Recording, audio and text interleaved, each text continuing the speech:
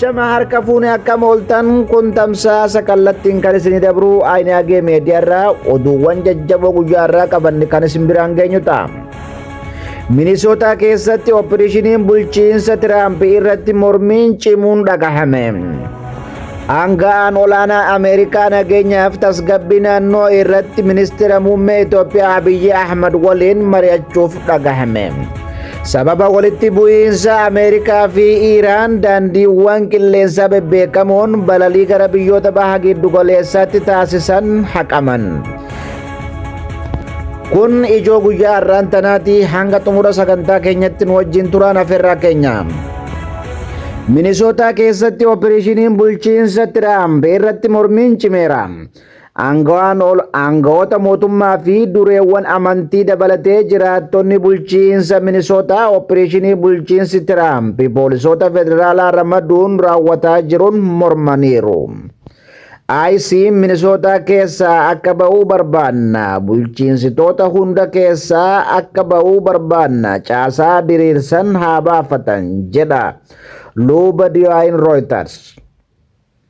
Dhaabbata isaanii Faiz in Action jedhamu yeroo mormiin uummataa gaggeeffamu michuuwwan isaa naannoo san jiran deeggaruun beekaman. Koongaresiin akka tankaarfii fudhatu feena. IC irratti to'annoo cimsuun waan irraa eegamu gochuus qaba jedhame.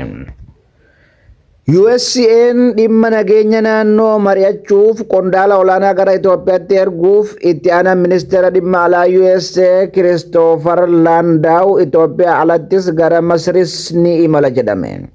Dhimma hidha Abbayyaa irratti Tiraamp dhiyeenya cimsee dubbataa jiru ajandaa mariis tahaniiru. Yeroo Ameerikaa fi Iraan gidduutti muddamni cimaa jiru kanatti daandiiwwan qilleensaa bebbeekamoon balaliiwwan sanbata gara biyyoota baha giddu galeessaatti taasisan haqaniiru.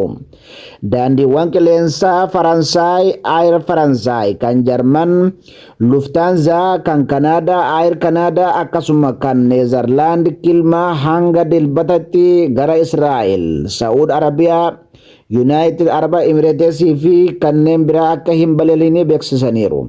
Balaliiwwan kunniin kan haqaman yeroo sababa himaaleen muddama Ameerikaa fi Iraan gidduu jiru karaa waraanatti ce'uu danda'an jedhan jiranittidha. Buufanni TV Israa'el 12 jedhamu odeeffannoo buufataalee xiyyaaraa keessa jiran bu'uura godhachuun akka gabaasetti daandiin qilleensaa Royal Dutch kan warra Neezerlaandii akkasuma kan Siwiizerlaand Siwiizer Air haaluma wal fakkaatuun balalii isaanii haqaniiru.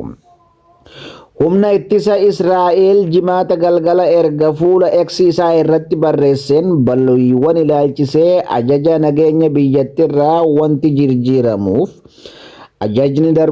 ajajni darbeeras hin jiru jedhame.